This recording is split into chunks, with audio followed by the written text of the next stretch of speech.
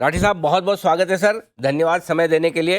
सबसे पहले तो आपको, आपकी पूरी टीम को, आपके सभी क्लाइंट्स जो आपके निवेशक हैं उनको लाइफ टाइम हाई की बहुत बहुत बधाई। निफ्टी ने बनाई दिए है, बैंक निफ्टी हर रोज बना रहा है। आज आप जब हमारे सामने हैं तब भी नए लाइफ टाइम हाई पर हैं, तो वाकई में भारत के निवेशक पैसा बना रहे हैं और उनमें आपका बड़ा योगदान है देश भर में इक्विटी कल्चर को फैलाने के लिए, बढ़ाने के लिए। तो सर, हमारी बधाई स्वीकार करें। धन्यवाद अनिल, और मेरी भी आपको और आपके सब दर्शकों को मेरी खूब खूब बधाई कि मार्केट जैसे हम बात करते आए हैं पहले भी कि जो पॉजिटिव एटीट्यूड रहे हैं और पॉजिटिव मार्केट्स हैं, और खुशी की बात है कि आज विश्व में जब दूसरी जगह हालात इतने ख़राब हैं उसमें अगर अपना परफॉर्मेंस इतनी अच्छी है तो और भी बड़ी खुशी की बात है अनिल। बिल्कुल, दुनिया भर से हमारी परफॉर्मेंस काफ़ी बेहतर है, लेकिन अब लोग सोचते हैं कि भाई जब लाइफ टाइम हाई पर आता है तो हमेशा सवाल मन में आता है, बने रहें, प्रॉफिट बुक कर लें, बाद में फिर से देखेंगे, मौका मिलेगा। तो कई बार इस तरह के कन्फ्यूजन होते हैं रिटेल इन्वेस्टर्स के दिमाग में, नया खरीदें या ना खरीदें। लाइफ टाइम हाई पर बाजार को कैसे अप्रोच करना चाहिए सर, आपके अनुभव से बताएं।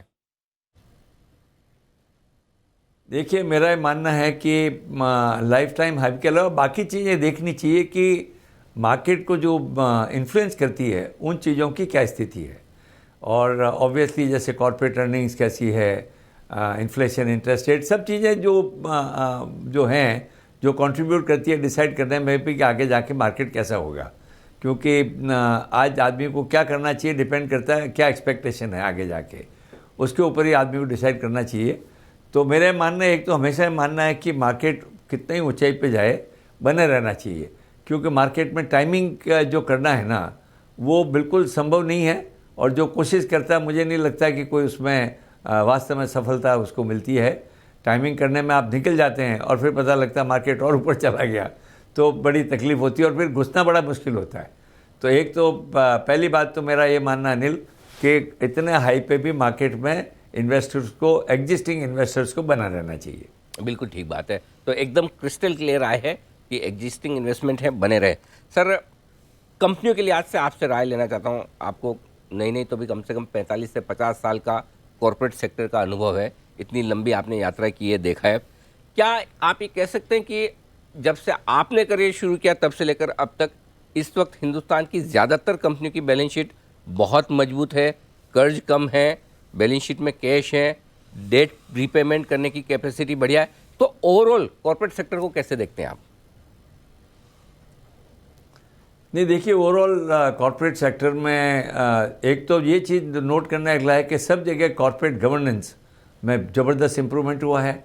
साथ साथ वॉल्यूम्स बढ़ने से कंपनियां बड़ी हुई हैं, और कंपनियों में जैसे आपने बताया कि एक रिस्क मैनेजमेंट की जो है वो बड़ी प्रवृत्ति अब आ गई है।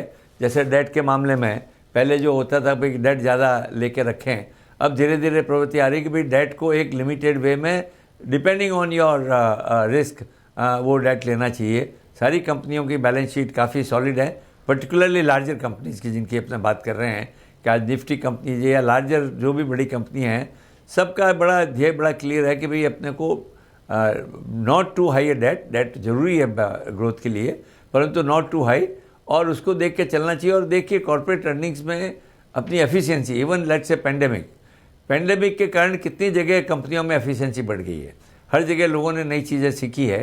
तो जैसे जैसे कंपनियां एफिशिएंट होती जा रही है, और आज अपनी कंपनियां जो है वर्ल्ड के मुकाबले एफिशिएंसी लेवल में हैं, अब उसी स्तर पे आ गई हैं, आ रही हैं जो बेस्ट परफॉर्मेंस होती है।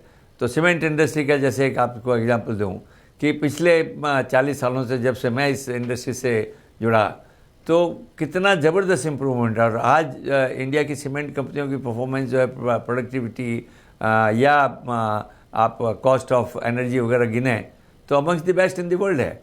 तो इसलिए मेरा मानना है कि overall corporate sector has become very strong in last 20 to 30 years. बिल्कुल। तो कॉर्पोरेट सेक्टर, लेकिन एक ही चिंता जो हमें दिखती है, और जब भी हम बात करते हैं कि ग्लोबल मार्केट्स ठीक नहीं है, रेसेशन का खतरा है, ब्याज दरें बढ़ रही, वहाँ महंगाई कब होगी कम, तो सर क्या डरना है या सिर्फ सावधान रहना है?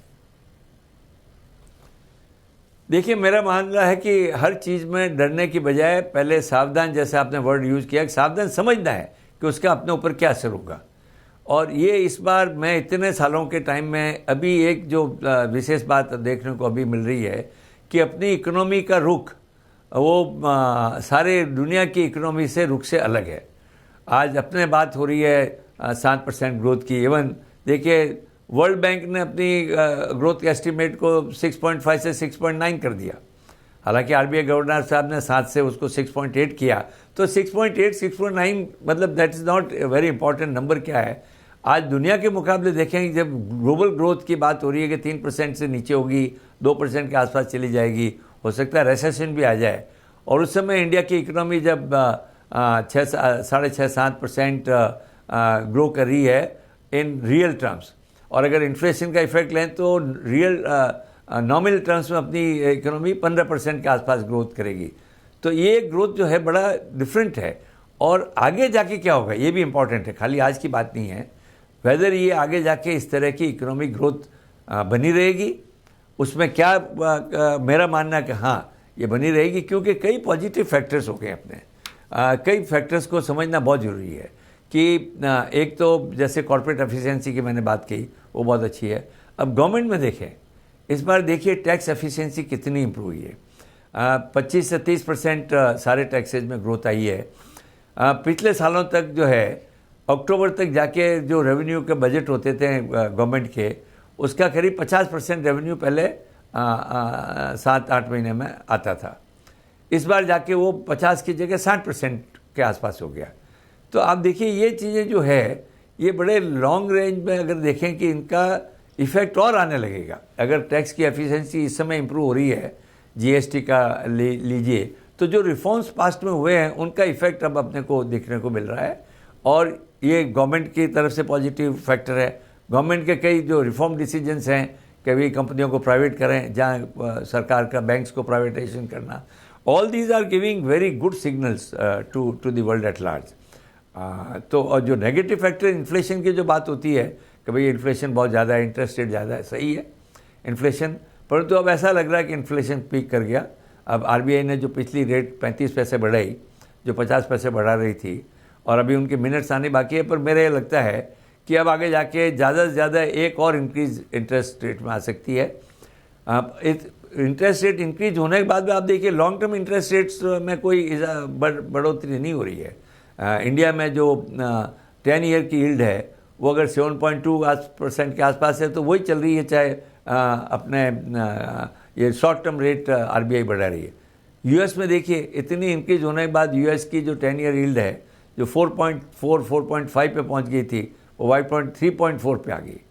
तो दुनिया का भी ये मानना है कि ये अब जो है इन्फ्लेशन पीक आउट हो गया है, इंटरेस्ट रेट बढ़ोतरी अब धीरे धीरे कम होगी।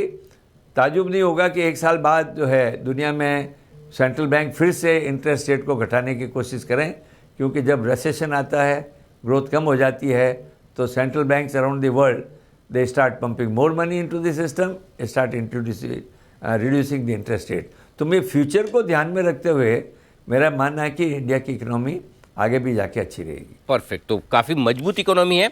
और ऐसे में सर आप कह भी रहे हैं कि अच्छे मौके ढूंढने चाहिए, बाजार में निवेश करने के बने रहने चाहिए। बताएं सर, कहाँ आपकी रिकमेंडेशन होगी, आपकी रिसर्च टीम की रिकमेंडेशन होगी, जो थीम्स, जो सेक्टर्स पसंद है इस वक्त यहाँ पैसा लगाया जा सकता है?